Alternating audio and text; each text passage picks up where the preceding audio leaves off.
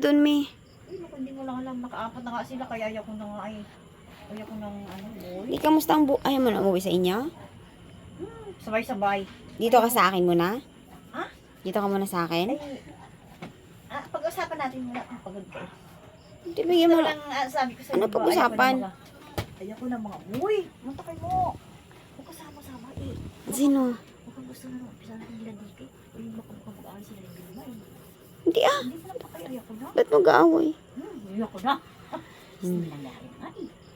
Wala na yun. Tapos na yun lahat. Ang kailangan na lang, ikaw na lang. May makikita ko sa, kaya diba, gusto mo iyak. Ha? Ano ang gusto mo ba, Nanay Siling? Ano ba ang gusto mo ngayon? Kasi 2024 na. Ano ang gusto mo? Nagawin? Bakit nagpunta ka dito sa akin? Karating ko lang, naghilot ako. Pagod ka eh. Bukas na. Hindi, ano nga lang, konti Ako, lang.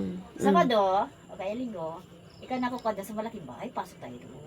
Bakit? May susi ka na? Ha? May susi ka na? Binigay na sa'yo ang susi? Ano na raw ang pwede mong gawin doon? Kung ano, pwede siya doon. Paano ang tubig mo doon?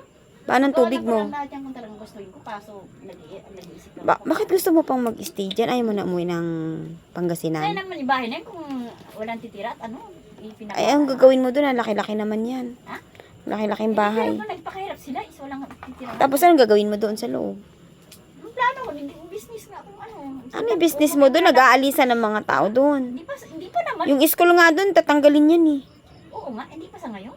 Kaya nga dapat may long-term plan ka na. Kailangan may pagpaikot naman ako kahit kunti sana. Gusto kong umuwi na mga sa probinsya.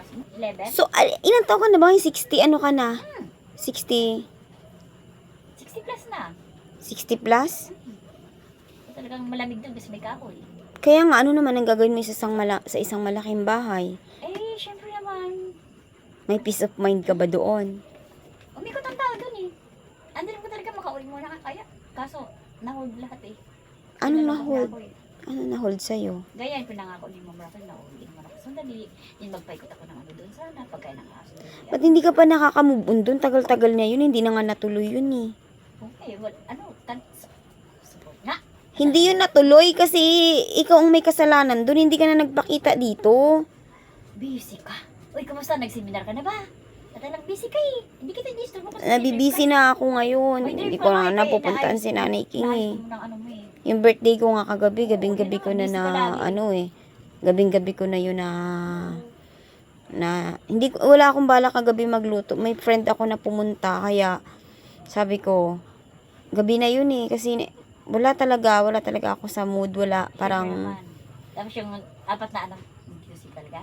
Gabi. hindi planado yun.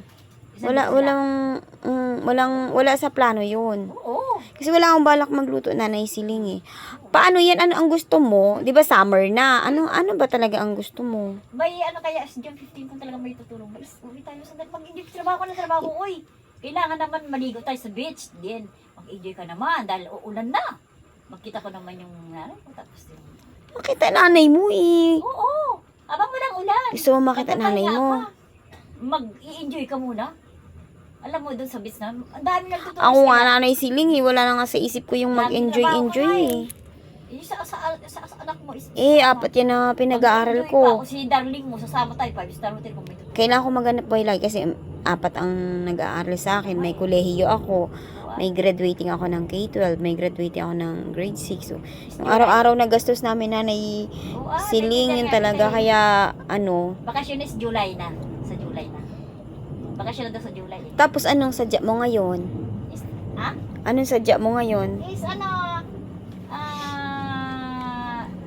kung nag-upload din, i-upload mo ako doon sa malaking bahay.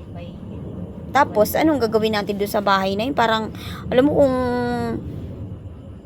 Forward mo kay Ma'am Raquel na makikita niya na pwede magtatambayan doon tapos dito sa'yo. Yung gano'n, pag umuwi siya, kaso nawala siya eh.